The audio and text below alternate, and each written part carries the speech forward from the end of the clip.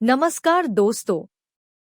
जो महिलाएं जन्माष्टमी के दिन लड्डू गोपाल का श्रृंगार करती हैं, वह मेरी बात कान खोलकर सुन ले, नहीं तो पूरी जिंदगी कंगाली सहना पड़ेगी, पूरा घर बर्बाद हो जाएगा। एक छोटी सी गलती तुम्हारे परिवार की सारी खुशियां छीन लेगी। दोस्तों देखिए, आज की यह वीडियो बहुत खास रहने वाली है। इस वीडियो को आप बिल्कुल भी साधारण मत समझना, क्योंकि आज जो जानकारी हम आपके लिए लेकर आए हैं वह जानकारी गरुड़ पुराण के आधार पर है। दोस्तों, गरुड़ पुराण के अंतर्गत यह बताया गया है कि जो महिलाएं श्री कृष्ण का लड्डू गोपाल का श्रृंगार करती हैं, उन्हें कुछ विशेष सावधानी रखना चाहिए। आज इस वीडियो में हम सभी बात करेंगे कौन सी महिलाओं को व्रत करना चाहिए, कौन सी महिलाओं को व्रत नहीं करना चाहिए, लड्डू गोपाल को किस तरह के वस्त्र धारण करवाना चाहिए, किस तरह के कुंडल कानों में पहनाना चाहिए और किस तरह से जन्माष्टमी के दिन लड्डू गोपाल की सेवा और पूजा पाठ करना चाहिए। दोस्तों, एक बात आप सभी के लिए बहुत खास होने वाली है, क्योंकि इस बार जन्माष्टमी पर एक विशेष योग बन रहा है। जन्माष्टमी का बहुत ही विशेष महत्व हमारे शास्त्रों में बताया गया है। भाद्रपद मास के कृष्ण पक्ष की अष्टमी तिथि को जन्माष्टमी का महापर्व मनाया जाता है और इस बार यह पर्व 16 अगस्त शनिवार को मनाया जाएगा। दोस्तों, जन्माष्टमी के दिन लोग अपने घरों में लड्डू गोपाल की पूजा करते हैं, उनका जन्म करवाते हैं, उन्हें तरह तरह के व्यंजनों का भोग लगाते हैं। लेकिन आज तक कई सारे लोगों को यह नहीं पता है कि जो भोग वह लगाते हैं, जो श्रृंगार वह लगाते हैं, कभी कभी उस श्रृंगार की वजह से श्री कृष्ण आपसे प्रसन्न होने की जगह रुष्ट भी हो सकते हैं। सबसे पहले आप सभी इस वीडियो में आगे बढ़ने से पहले इस छोटी सी वीडियो को लाइक कर दीजिए और कमेंट बॉक्स में ओम कृष्ण वासुदेवाय नमः अवश्य ही लिख दीजिएगा। इस बार 16 अगस्त 2025 को बुधादित्य नामक योग बन रहा है और बुधादित्य योग में ही श्री कृष्ण का इस बार जन्म होगा। देखिए, जन्माष्टमी व्रत का फल कई एकादशी व्रत के बराबर होता है, यह भी हमारे शास्त्रों में बताया गया है। गरुड़ पुराण के अनुसार लड्डू गोपाल को किस तरह के वस्त्र पहनाना चाहिए और किस तरह के वस्त्र नहीं पहनाना चाहिए, बहुत ध्यान से सुनना, क्योंकि बहुत विशेष और बहुत ही महत्वपूर्ण जानकारी है। इसलिए आप सभी, खासकर महिलाएं, विशेष ध्यान रखें कि किस तरह के श्रृंगार भगवान श्री कृष्ण को करना चाहिए। जिस तरह से पूजा पाठ और भोग के नियम होते हैं, ठीक उसी तरह हमारे शास्त्रों में श्रृंगार के भी कुछ विशेष नियम बताए गए हैं। हम सभी जानते हैं कि भगवान शिव और भगवान श्री कृष्ण को मोर का पंख अत्यंत प्रिय है, माखन अत्यंत प्रिय है, लेकिन उस प्रियता के साथ भगवान श्री कृष्ण को कुछ ऐसे रंग के वस्त्र भी प्रिय है कि यदि उनका सच्चा भक्त सच्चे मन से, सच्ची दिल से और सच्ची श्रद्धा से वस्त्र धारण करवा दे तो फिर भगवान श्री कृष्ण उस व्यक्ति का भाग्य बना देते हैं। मोर पंख मुकुट श्री कृष्ण का प्रिय अलंकार और पद्य पुराण व हरिवंश पुराण में मोर पंख का विशेष महत्व बताया गया है। मोर पंख का सीधा संभव भगवान श्री कृष्ण से होता है, तो जब महिलाएं लड्डू गोपाल का अपने घर में श्रृंगार करें तो एक छोटा सा मोर पंख उन्हें जरूर अर्पित करेगा। उसके बाद देखिए, कई तरह के वस्त्र होते हैं। आज के समय में लोग मॉडर्न हो गए हैं, तो मॉडर्न वस्त्र लेकर आते हैं, कलर का ध्यान नहीं रखते हैं, भगवान को ऐसे कपड़े पहना देते हैं कि भगवान कम लगते हैं। लेकिन ध्यान रखिएगा कि हर चीज में विधि विधान का होना बहुत जरूरी है, और जब बात आती है श्री कृष्ण की तो उनकी सेवा पूजा पाठ में हमारे शास्त्रों का विशेष ध्यान रखना चाहिए। भगवान श्री कृष्ण को, भगवान श्री विष्णु को पीला रंग बहुत प्रिय है। पीला रंग विष्णु का प्रतीक है और लक्ष्मी प्राप्ति व मंगल का घोटक है। तो जब महिलाएं भगवान श्री कृष्ण का श्रृंगार करें तो श्रृंगार में उन्हें पीले रंग के वस्त्र जरूर पहनाना चाहिए, क्योंकि विष्णु धर्म सूत्र में पीताम्बर का महत्व बताया गया है और भगवान श्री कृष्ण को पीताम्बर धारी नाम से भी जाना जाता है। पीताम्बर यानी कि पीला रंग। भगवान श्री कृष्ण को माखन प्रिय है, लड्डू पकवान सब प्रिय है, लेकिन एक छोटी सी चीज पूजा में रखना और भगवान श्री कृष्ण को अर्पित करना बिल्कुल भी ना भूले। वह छोटी सी चीज है तुलसी दल की माला। तुलसी भगवान को अत्यंत प्रिय है, बिना तुलसी के भोग व श्रृंगार बिल्कुल अधूरा माना जाता है। महिलाएं अगर फूल की माला नहीं चढ़ा सकती है, सोने चांदी की माला नहीं चढ़ा सकती है, तो सिर्फ एक तुलसी की माला भगवान श्री कृष्ण को जरूर अर्पित कर देना, क्योंकि तुलसी को पाकर भगवान श्री कृष्ण इतने प्रसन्न होते हैं कि वह माखन से भी जितने प्रसन्न नहीं होते हैं। हमारे शास्त्रों में बताया है कि माखन से ज्यादा भगवान श्री कृष्णा को तुलसी पसंद है। गजरा या फूलों का हार विशेष ध्यान रखें कि भगवान श्री कृष्ण को पीले रंग के पुष्प ज्यादा से ज्यादा अर्पित करें। वह पुष्प ताजे सुगंधित, बिना मुरझाए, गंधहीन या कृत्रिम फूल नहीं हो। आज के समय में लोग क्या करते हैं कि भगवान को प्लास्टिक के फूल अर्पित करते हैं। भगवान आपके भाव के भूखे हैं।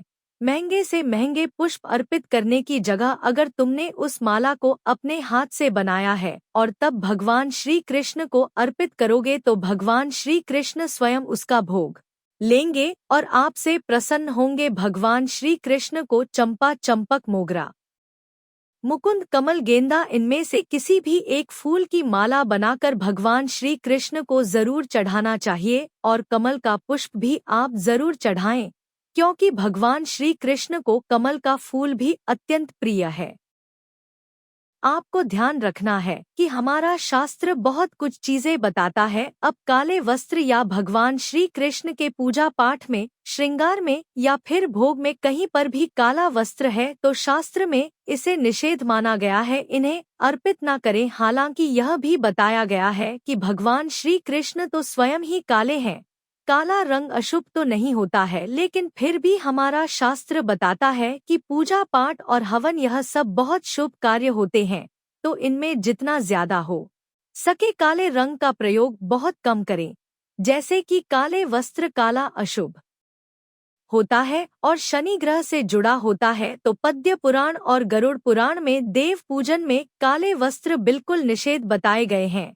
काले वस्त्र हमें किसी भी शुभ और मांगलिक कार्यक्रम में नहीं पहनना चाहिए, लेकिन आज के समय में लोग पूजा पाठ करते हैं तो काली जीन्स पहन लेते हैं, हाथ में काली घड़ी पहन लेते हैं, लेकिन यह छोटी छोटी चीजें ध्यान रखने योग्य होती है जिनका हमें विशेष ध्यान रखना चाहिए। और कुछ लोग तामसिक और अपवित्र चीजें भी पहने रखते हैं, जैसे कि बेल्ट हो गया। अब बेल्ट चमड़े का होता है तो चमड़े और हड्डी की वस्तुओं का पूरी तरह विरोध करें।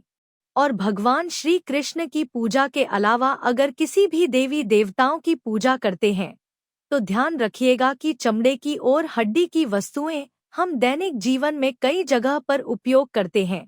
लोग क्या करते हैं कि चीनी के बर्तन में भी भगवान को भोग लगा देते हैं, लेकिन हमारा शास्त्र कहता है कि भगवान को कभी भी प्लास्टिक और चीनी के बर्तन में भोग नहीं लगाना चाहिए। हो सके तो या तो तांबे के पात्र में ही भगवान श्री कृष्ण को भोग लगाए या फिर हो सके तो स्टील का बर्तन ले ले, क्योंकि यह दोनों बर्तन बहुत शुभ माने जाते हैं।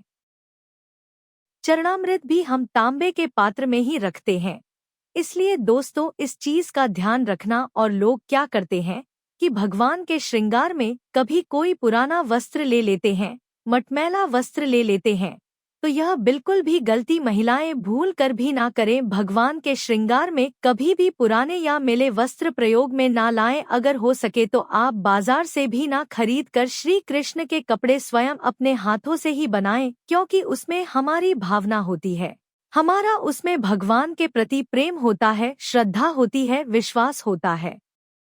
और भगवान श्री कृष्ण को प्रसन्न करने के लिए लोग सेंट लगाते हैं, परफ्यूम लगाते हैं, इत्र लगाते हैं, लगाना चाहिए, इससे भगवान श्री कृष्ण बहुत प्रसन्न होते हैं। लेकिन रासायनिक सुगंध शास्त्र से सहमत नहीं है। इसके स्थान पर कुमकुम, गुलाब जल, केवड़ा, चंदन जल का प्रयोग करें। लेकिन लोग क्या करते हैं कि बाजार से मिलने वाले परफ्यूम लेकर आते हैं जो कि रासायनिक होते हैं और हमें नहीं पता रहता कि उनमें क्या क्या चीजें मिली रहती है। इसलिए यह गलतियां आप बिल्कुल भी ना करें। अगर आप नहीं ला सकते हैं तो कोई बात नहीं, आप भगवान श्री कृष्ण को या तो चंदन का पानी चढ़ाएं क्योंकि उससे भी सुगंध आती है, या फिर गुलाब जल चढ़ाएं क्योंकि वह भी एक पवित्र चीज होती है, या केवड़ा या चंदन जल का भी प्रयोग करें, लेकिन रासायनिक सुगंध का प्रयोग बिल्कुल भी नहीं करना है। राजस्वला स्त्री द्वारा संहार शास्त्रों में बिल्कुल निषेध माना गया है, यानी कि जो महिलाएं अगर राजस्व स्थिति में है तो केवल मानसिक पूजा कर सकती है। शास्त्रीय यह भी कहता है कि मासिक धर्म के दौरान हम व्रत कर सकते हैं, क्योंकि भगवान का इन सब चीज से कोई संबंध नहीं होता है। भगवान सिर्फ हमारा मन देखते हैं, हमारा दिल देखते हैं, हमारी सच्ची श्रद्धा देखते हैं और हमारा विश्वास देखते हैं। भगवान को इससे फर्क नहीं पड़ता है कि तुम राजस्वला स्त्री हो या फिर तुम अपवित्र स्त्री हो। विशेष सावधानियां हैं मित्रों जो आप लोगों के लिए जानना बहुत जरूरी है कि जब भी महिलाएं भगवान श्री कृष्ण का श्रृंगार करें तो श्रृंगार और सेवा करते समय मन को स्थिर और बिल्कुल पवित्र रखें, यानी अपना ध्यान इधर-उधर की ओर बिल्कुल भी नहीं भटकने देना है। सबसे पहली चीज है दिशा। देखिए, हर भगवान की अपनी अपनी दिशाएं निर्धारित की गई है। जब आप जन्माष्टमी के दिन भगवान श्री कृष्ण की सेवा, पूजा पाठ या श्रृंगार करें तो दक्षिण भिमुख होना चाहिए, यानी कि आपका चेहरा दक्षिण की तरफ होना चाहिए और भगवान का चेहरा आपकी तरफ होना चाहिए, क्योंकि यह दिशा भगवान श्री कृष्ण के लिए उपयुक्त बताई गई है। और सबसे पहले आपको जन्माष्टमी के दिन सुबह ब्रह्मा मुहूर्त में उठना है और स्नान और शुद्ध वस्त्र पहनाना है। जन्माष्टमी के दिन ब्रह्मा मुहूर्त में जरूर जल्दी उठना चाहिए। बिना स्नान या अपवित्र वस्त्र में सेवा न करें। जब भी सेवा करने बैठे तो जो पवित्र वस्त्र हो केवल वही धारण करें और श्रृंगार से पहले आचमन वह मंत्र जरूर बोले। वह मंत्र है ओम केशवाय नमः। इस मंत्र से भगवान श्री कृष्ण की श्रृंगार सेवा करते वक्त बोलते रहे और मन में नाम जप भी करते रहे, राधा राधा। यह मंत्र सबसे पवित्र और सबसे शक्तिशाली मंत्र माना गया है। भक्ति भाव आपको सबसे ऊपर और सर्वोपरि रखना चाहिए। बाहरी आडंबर से अधिक मन की शुद्धि और प्रेम महत्वपूर्ण है, यानी कि आपको अपना मन बहुत शुद्ध रखना है और मन को बहुत पवित्र रखना है। मन मेला नहीं होना चाहिए। एक बार भगवान को तन मेला चलेगा, लेकिन मन मेला बिल्कुल नहीं रखता है। श्री कृष्ण को गीत बांसुरी मृदंग प्रिय है। जब भगवान श्री कृष्ण का रात को 12:00 बजे जन्म हो उस वक्त आप शंखनाद कीजिए, भगवान श्री कृष्ण की आरती कीजिए। कई सारे लोग 56 भोग लगाते हैं, लेकिन कई बार लोग क्या गलती करते हैं कि 56 भोग लगाने के लिए बाजार से सामान लेकर आते हैं। माना 56 भोग घर में बनाना मुमकिन नहीं है, लेकिन बाजार से भोग लाते वक्त भी उन भोग की शुद्धता का विशेष ध्यान रखें। पैकिंग वाले भोग भगवान श्री कृष्ण को नहीं लगाना चाहिए, क्योंकि हमें पता नहीं होता है कि वह चीज कब से उस पैकेट के अंदर बंद है, कितने दिन और चलेगी, और वह चीज पवित्रता के साथ बनाई गई भी है या नहीं भी बनाई गई है। तो हमें केवल शुद्ध सात्विक व्यंजनों का ही प्रयोग करना है और अर्पित वस्तुएं पूर्ण सांसारिक प्रयोग ना करें। श्रृंगार में उपयोग की गई वस्तुएं केवल भगवान के लिए ही रहे। आप उस चीज को धारण बिल्कुल भी ना करें और ना ही किसी व्यक्ति को दे। तो दोस्तों, अब आप सभी को बता देते हैं कि हमारी इस छोटी सी वीडियो की समाप्ति यहीं पर होती है। आज इस वीडियो में हमने जो सावधानी आपको बताई है श्रृंगार को लेकर, पूजा पाठ को लेकर, विधि विधान को लेकर, अगर वह सब जानकारी आपको पसंद आई है तो आप सभी इस वीडियो को लाइक अवश्य कर दें और कमेंट बॉक्स में आप सभी श्री कृष्ण वासुदेवाय नमः अवश्य ही लिख लीजिएगा। और आज सभी जातकों को श्री कृष्ण जन्माष्टमी की बहुत बहुत शुभकामनाएं। भगवान श्री कृष्ण की कृपा आप सभी पर बनी रहे और भगवान श्री कृष्ण आपको वह सब खुशियां दे जिनके आप हकदार है। तो दोस्तों, राधे राधे अवश्य लिख देना और हमारे चैनल को सब्सक्राइब अवश्य कर देना। धन्यवाद।